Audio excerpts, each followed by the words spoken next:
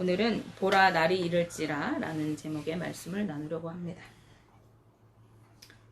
어제 우리 이전도사님과 안성을 다녀오게 되었는데요. 김장거리를 우리 안성의 최영희 원사님께서 주셔가지고 그걸 가지러 이렇게 갔다 오면서 우리 이전도사님이 그런 얘기를 합니다. 아시는 집사님, 우리 잘 알고 있는 성직사님 전도를 하러 이렇게 나가셔가지고 사람을 만나보면 그래서 이야기를 이렇게 나누다 보면은 믿는다고 하는 사람들이 말씀을 너무나도 모르더라. 그래서 너무 안타깝다 하는 말씀을 하셨다 하는 이야기를 우리 전도사님이 하셨습니다.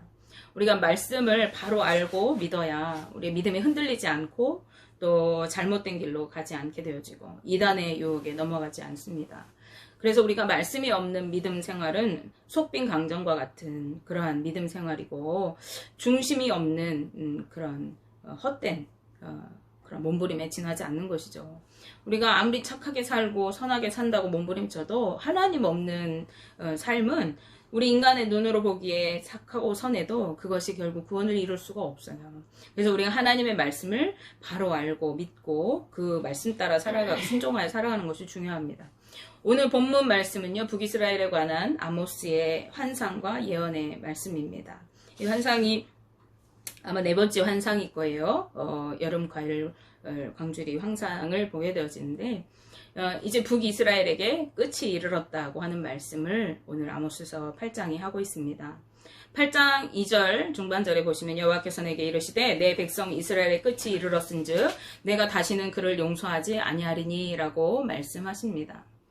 하나님께서는 이스라엘이 죄 짓고 막 방황할 때 그들을 끝까지 참고 기다리시고 그들이 회개하고 돌이키면 용서해 주시고 이러한 역사들을 계속 이어오셨는데 이제 이 아모스서가 이스라엘의 멸망을 이야기하고 있어요. 그래서 이제 끝이 이르렀다. 그리고 다시는 그를 용서하지 않으리라 라고 하는 말씀을 하십니다.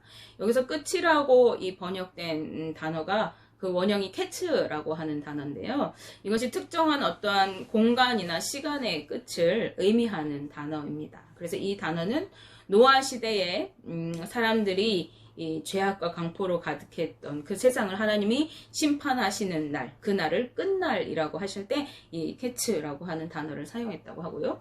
또 에스겔서에서 세상의 종말에 대해서 하나님께서 에스겔에게 이렇게 설명하실 때에도 이 단어를 사용했다고 합니다. 이러한 맥락에서 볼 때 이 본문에서 말하고 있는 끝은 이스라엘 백성이 하나님의 심판을 받아서 완전히 멸망에 이르게 되는 존재, 그래서 그 존재 자체가 사라져 버리게 되는 그 역사적 끝을 의미하는 것으로 우리가 말씀을 이해할 수가 있겠습니다.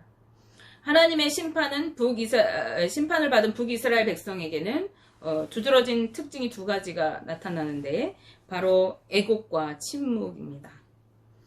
궁정의 노래가 애곡으로 변하게 될 것입니다. 이들은 자신들의 처한 비참한 상황 때문에 울게 될 것입니다. 그리고 하나님의 엄중한 심판으로 이제 곳곳에 너무나도 많은 사람들의 시체, 죽음이 널려 있을 것이고 그것을 보고 하나님의 그 심판 앞에서 아무것도 할 수 없는 인간으로서 사람들은 더 이상 울지도 못하고 아무 소리도 아무 대답도 할 수 없을 만큼 참담하고 절망적인 그 상황에서 그저 잠잠하게 그 시체들을 내어버리게 될 것이라고 말씀하고 있습니다. 이러한 일들이 그날에 일어나게 될 것이라고 아모스가 기록하고 있습니다. 그날은 바로 여호와의 날로, 즉 하나님의 심판, 하나님께서 온 인류에게 행하시는 그 종말의 날을 의미하는 것입니다. 이스라엘 백성들은 이때가 자신들의 원수와 대적이 멸망하고 자신들이 구원을 얻게 될 날이라고 굳게 믿고 있었습니다. 그렇죠? 하나님께서 말씀하신 그 여호와 날은 선택받은 우리들에게는 구원의 날이지만 우리의 대적이 되는 저들을 모두 하나님께서 멸하실 것이다 라고 하는 그런 확신을 이스라엘 민족은 항상 가지고 있었죠. 그런데 아모스서는 오히려 이 여호와의 날, 그 심판의 날, 그 날이 이스라엘 백성의 멸망의 날로 선포하고 있는 것입니다. 그리고 이 심판으로부터 모든 인간은 자유로울 수가 없습니다. 어디에나 하나님의 심판이 임하게 되기 때문에 그렇습니다. 그리고 무엇보다도 이 심판은 여호와의 말씀으로 선포된 것이기 때문에 하나님께서 선포하신 말씀은 반드시 하나도 빠짐없이 이루어진다는 사실입니다. 이러한 심판은 여호와의 말씀으로 선포된 것이기 때문에 일어나게 되는데, 그 일어나게 되는 배경으로서 아모스는요, 선민으로서 대표되는 이 이스라엘 백성들의 부도덕한 상거래, 그리고 지배층들의 악행을 지적하고 있습니다. 즉 제사장들 그리고 물질적 기득권을 가진 부유층 인사들이 더 많은 부를 누리기 위해서, 더 많이 갖기 위해서 연약하고 가난한 자들을 속여서 착취하고 빼앗고 그러한 일들의 혈안이 되었던 것을 기록하고 있어요.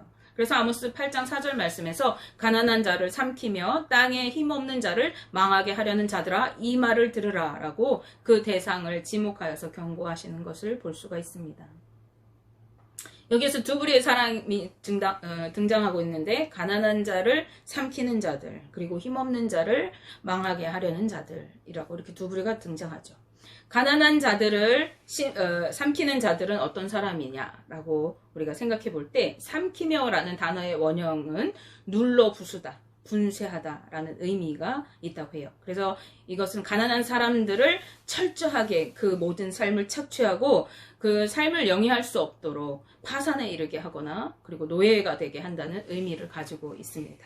그런가 하면 망하게 하려는 자들은 어떤 대상을 완전히 없애버린다는 의미를 가지고 있어서 이 두 의미를 통해서 이러한 뜻으로 볼 때, 당시 기득권자들 그리고 부유층 사람들이 가난한 자들의 삶을 아주 최소한의 삶도 살지 못할 정도로 그 모든 것을 다 완전히 빼앗고, 그리고 더 이상 얻어낼 것이 없을 그때에는 노예로 팔아넘겨서 가난한 자들이 공동체에서 더 이상 존재하지 못하도록 멸절시키는 그러한 악행을 저질렀던 것을 알 수 있어요. 이스라엘 백성들은 공동체성을 가지고 살아갑니다. 선민으로서 우리는 세상과 구별된 자들이다 라는 것이 있어서 그 공동체 안에 속해야만 어떠한 혜택을 누리면서 살아갈 수 있는데, 그러한 혜택을 누릴 수조차도 없도록 완전히 짓밟아서 삶을 일어날 수도 없게 하는 그런 악행을 저질렀던 거예요. 그래서 아모스 선지자는 이러한 자들을 향해서 이 말을 들으라 라고 선포하고 있습니다. 여기서 들으라 라고 하는 말은 단지 이제 귀로 소리를 들어라 하는 의미가 아닙니다. 쉐마와 같은 뜻인데, 이것은 그 말의 의미를 잘 파악하고 그것에 합당한 행동을 취할 것을 권고하고 있는 내용인 것입니다. 이들을 향해서 이제 하나님의 심판이 임할 것이고, 그로 인해서 불의하게 탐욕을 추구하던 사람들, 부를 축적하고 다른 사람을 짓밟은 그들이 모두 애통하게 될 것이다 라고 말씀하고 있는 것입니다. 아모스서 8장 10절 말씀에 너희 절기를 애통으로, 너희 모든 노래를 애곡으로 변하게 하며, 모든 사람에게 굵은 배로 허리를 동이게 하며, 모든 머리를 대머리가 되게 하며, 독자의 죽음으로 말미암아 애통하듯 하게 하며, 결국은 곤고한 날과 같게 하리라 라고 말씀합니다. 원래 이스라엘 민족들의 절기를 우리가 생각해보면 그 절기는 어떤 의미가 있죠? 이스라엘 민족에게 절기는 하나님의 구원을 떠올리고, 또 구원을 얻기 이전의 삶을 기억하면서 하나님의 은혜에 감사하고, 그리고 그 구원의 기쁨으로 예배하고 함께 나누면서 즐거워하는 축제의 날이 절기인 것이죠. 그런데 이제는 그 절기가 하나님의 심판 때에는 애통으로 변하게 되어진대요. 끓는 몸을 몸부림치면서 울어대는 그 통곡이 있는 날로 절기를 바꾸시겠다는 것입니다. 기쁨의 찬송 대신에 이제 슬픔의 노래와 탄식으로, 한숨으로 변하게 하실 것이라고 말씀하신 거예요. 그리고 대가 끊기고 가문이 멸절되게 되어서 슬피 울게 될 것이라고 하세요. 독자가 죽음과 같이 하시잖아요. 그 가문의 독자가 죽으면 어떻게 해요? 그 가문의 대가 끊기는 것입니다. 그 가문의 멸절을 의미하는 것이죠. 그것을 맞이하는 슬픔같이 이스라엘 민족들이 탄식하고 슬퍼할 것이래요. 하나님은 이 일을 반드시 이루시기로 맹세하셔요. 그래서 야곱의 이름으로 맹세한다 라고 말씀하십니다. 야곱의 이름으로 맹세한다는 것은 하나님이 본인의 이름을 들고 맹세한다 하시는 뜻이거든요. 그들의 악한 행위들을 절대로 잊지 않을 것이라고 하나님 말씀하십니다. 하나님의 이 심판은 매우 두렵고 엄한 것이기 때문에 땅이 떨게 될 것이라고 말씀하고 계세요. 땅이 떨지 않겠느냐라고 하는 이 표현은요, 심판을 지진에 비유한 것입니다. 이스라엘 당시에 큰 지진이 있었대요. 여로보암 왕 때에 역사적으로. 그래서 이 지진은 하나님의 진노로 가장 이스라엘 민족들이 두려워하는 것 중에 하나였거든요. 그래서 이 심판을 표현할 때 지진에 빗대어서 이렇게 비유적으로 표현한 것입니다. 그런가 하면은 이어서 나오는 온 땅의 강이 넘침같이 솟아오르며 애국강같이 뛰놀다가 낮아지라 라고 표현하고 있는데, 이것은 애굽의 홍수에 비유한 것이라고 볼 수 있다고 합니다. 애굽에 있는 강이 이렇게 우기가 되어서 홍수가 나면은요, 그 강이 넘쳐서 그 온 일대를 아주 살기 어려운 그러한 재난으로 이어지게 되는 것이죠. 오늘날에도 우리 인간들이 감당할 수 없는 재난 중에 대표적인 거, 요즘에 자주 일어나고 있는 이 지진, 그리고 물난리잖아요. 이 재앙의 때를 하나님께서 말씀하실 때 지진과 홍수를 비유로 이렇게 얘기하고 계세요. 그리고 해를 대낮에 지게 하여서 한낮에 땅을 캄캄하게 한다고 하십니다. 태양은요, 권세와 영광을 상징하는 것으로 볼 수 있다 그래요. 그래서 이것은 이스라엘의 영광이 무너지게 될 것을, 파멸하게 될 것을 뜻하는 것이라고 합니다. 이 당시에 북이스라엘 왕조가 여로보암 2세가 이렇게 통치하면서 그 치세가 막 치솟는 전성기였다고 해요. 그래서 대낮과 같이 아주 희망적이고 두려울 것 없는 그러한 상황이었을 때예요. 그래서 따라서 이 한낮에 해가 질 것이라고 생각하지 않는 것처럼 이 북이스라엘 사람들은 우리나라가 멸망하지 않을 것이라, 도저히 멸망하지 할 것이라고 생각할 수 없는 그런 상태였어요. 아주 풍요롭고 만족스러운 삶인데, 그때 하나님께서 아모스를 통해서 대낮에 해가 지고 흑암이 찾아오듯이 이스라엘이 하나님의 주권으로 절망과 극심한 슬픔의 상황에 놓이게 될 것을 경고하고 계시는 것이죠. 그리고 결국 공고한 날과 같게 하리라고 선포하시면서 이들에게 경각심을 갖도록 이렇게 예언하고 계신 것입니다. 그런데 지진이 나고 홍수가 나고 그 이스라엘 영광이 지는 것보다 더 안타까운 것은 이들이 물질적인 어떤 공고함, 물질적인 어려움 보다도 영적인 공고함이 찾아온다는 사실입니다. 하나님의 심판이 시작되고 나면 이제 하나님께 돌아오려고 하는 자들일지라도, 우상을 의지하는 자들이라고 할지라도 그 모든 사람이 심판을 당하게 될 것이에요. 그리고 이때에는 말씀의 단절이 있을 것이라고 말씀하고 계십니다. 이때까지 하나님께서는 이스라엘 백성들에게 그들이 죄를 지을 때마다 선지자들을 보내셔서 회개하고 돌이키도록 계속 말씀을 선포하시고 그들을 깨우치려고 하셨잖아요. 그런데 이 심판이 이를 때에는 말씀이 단절이 돼요. 그래서 이들의 어려움은 가난이나 어떤 경제적 어려움에 의한 것이 아니라, 물론 그런 어려움도 있겠죠. 나라가 망하고 막 힘든 경제적인 어려움도 있겠지만은, 하지만 이들이 영적인 양식, 즉 하나님의 말씀이 없어서 줄이고 목마르다는 거예요. 그것 때문에 더 힘들게 되어진다는 거예요. 이스라엘 민족은 하나님의 선택받은 민족이에요. 하나님의 통치를 받는 민족이었거든요. 그래서 하나님의 말씀이 그들의 삶의 중심이 되어야 해요. 그런데 이 심판의 때 이들에게 더 이상 하나님의 말씀을 선포하지 않으신대요. 이 말씀이 성취되었죠. 성경에 보면 구약과 신약 사이에 공백이 있는데 거기를 신구약 중간사라고 합니다. 거의 400년 동안 하나님의 말씀이 단절돼서 선지자들이 없었어요. 세례 요한이 회개하라 천국이 가까웠느니라 선포하기 전까지 말라기 선지자를 마지막으로 선지자들이 없었어요. 하나님의 말씀을 선포하는 이들이 없었다는 거죠. 이것은 뭘 이야기하냐면 이들의 심판을 받게 된 근본적인 원인이 어디에 있는가 하는 것을 말씀하고 있는 거예요. 하나님의 심판을 맞닥뜨린 이스라엘 백성은 영의 양식인 하나님의 말씀의 중요성을 깨닫고 지금이라도 말씀을 취해야 한다는 생각으로 급하게 찾아 나서려고 하지만 얻지 못할 것이라고 말씀하세요. 왜? 이미 하나님 심판이 임했기 때문입니다. 이 같은 말씀은 인간의 먹고 마시는 육체적인 필요를 충족해서만 사람이 살아갈 수 없다는 것을 보여주는 거예요. 그 육체적인 필요보다도 더 중요한 것은 우리가 영적인 떡, 영적인 음료인 하나님의 말씀을 먹고 살아야 한다는 것입니다. 이를 먹고 마셔야 우리가 살아갈 수가 있는 것이에요. 신명기 8장 3절 말씀에 사람이 떡으로만 사는 것이 아니요 오직 여호와의 입에서 나오는 모든 말씀으로 사는 것이라고 말씀하시고, 예수님께서도 요한복음에서 이 말씀을 들어서 선포하십니다.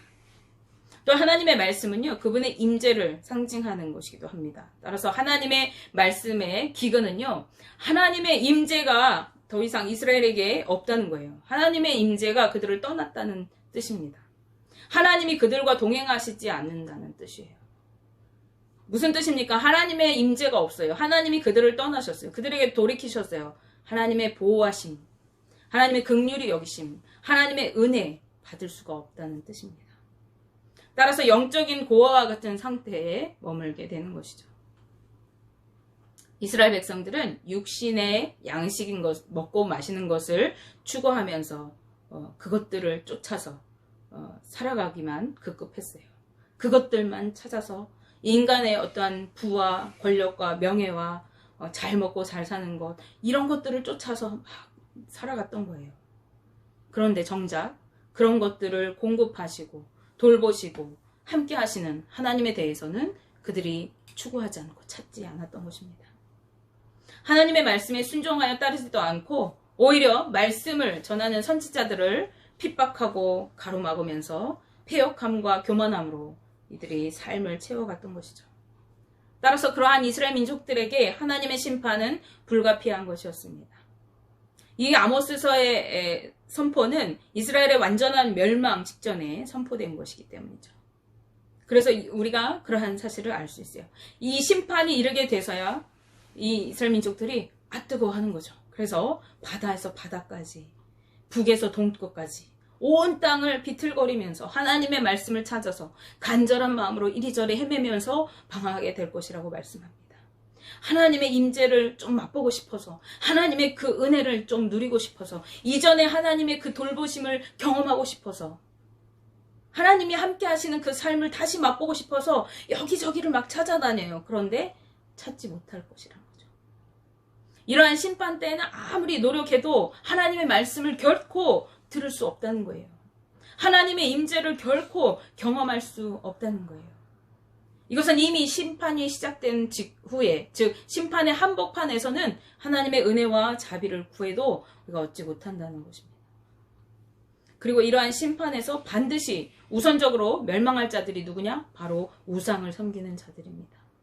그래서 8장 14절 말씀에 사마리아에 죄된 우상을 두고 맹세하여 이르기를 다나 내 신들이 살아있음을 두고 맹세하노라 하거나 부엘세바가 위하는 것이 살아있음을 두고 맹세하노라 하는 사람은 엎드러지고 다시 일어나지 못하리라 라고 말씀합니다. 북이스라엘의 멸망의 원인은 어디에 있어요? 이들이 살아계신 하나님을 떠나서 자신의 어떤 부와 명예, 세상적인 욕망을 쫓아서 그것들을 찾아다니다 보니까 우상을 섬기는 일을 택해서 살아간 거예요. 말씀을 잊어버렸어요. 이제 하나님의 말씀이 중요한 게 아니야. 내가 잘 먹고 잘 사는 거, 다른 사람보다 더 많이 갖는 거, 그것을 위해서 복 빌어야 되니까 우상을 쫓아다녀요. 그러니까 하나님과 멀어졌어요. 우상 숭배와 제약으로 가득했기 때문에 이들은 하나님의 임재를 경험하지 못하고 있다는 것도 자각하지 못하면서 그것들만 막 쫓아가서 살아갔던 거죠. 하나님의 심판으로 엎드러져서 다시 일어나지 못하고 멸절될 것이라고 하나님께서 그러한 이스라엘 민족들에게 선포하고 계신 것입니다. 하나님을 떠나서 세상적이고 육적인 삶만을 쫓아서 살아가는 삶은 복받기 위해서 우상을 섬기고 탐욕으로 부정과 부패를 저지르고 살아가는 삶이고, 그렇게 살아갔던 이스라엘 백성들은 하나님의 말씀을 잊어버리고 그 율법을 저버렸어요.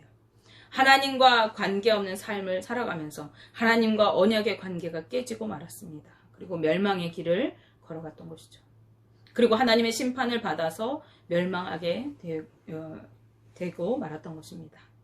이들에게 가장 큰 비극이 뭘까요?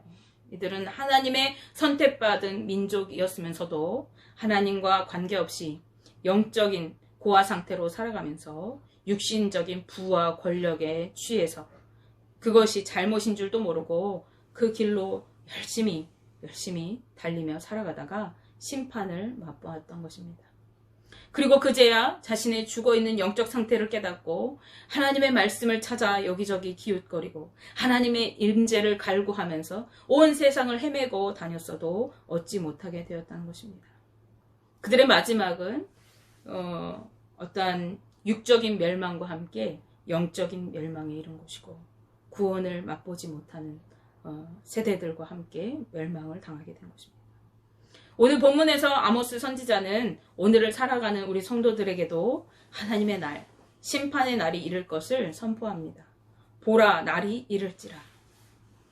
그때에 가서 아무리 우리가 후회하고 하나님의 심판이 이르렀을 때 이제라도 하나님 찾아야겠다. 그러나 이미 심판이 시작되고 난 후에는 하나님께 나아가려고 해도 이미 늦었습니다. 그렇기 때문에 우리는 아직 지금 기회 있을 때 주님이 우리를 위해 길이 참아주시고 계신 이때에 영적으로 깨어 있어야 합니다. 하나님의 말씀을 바로 알고 믿어야 하는 것입니다. 날마다 하나님의 임재 안에 거해 살아가야 합니다. 사도행전 13장 43절 말씀에서 보니까요. 바울과 바나바가 유대인과 유대교에 입교한 경건한 사람들이 이제 이 바울과 바나바를 쫓아서 막 이렇게 오게 되어집니다. 그래서 그들과 이렇게 말을 나누다가 이런 말을 해요. 항상 하나님의 은혜 가운데 있으라. 이 바울과 바나바의 겉면이 우리에게 들려지는 말씀이기 원합니다. 그러므로 여러분 말씀을 사모하세요. 늘 깨어서 성령으로 기도하십시오. 그래서 하나님의 은혜 안에 매일매일을 살아가시고 이 마지막 때에 눈 어두워 보지 못하고 악한 길로 달려가는 세상을 본받아 살아가는 삶이 아니라 하나님의 말씀을 따라 믿음으로 순종하면서 살아가고 그래서 그 날이 이를 때에 하나님의 심판이 우리 앞에 이를 때에 멸망의 길을 가는 자가 아니라 하나님의 인침을 받은 자로 영원한 천국을 누리며 주님을 경배하는 자로 서게 되시기를 주님의 이름으로 축복하며 기도합니다.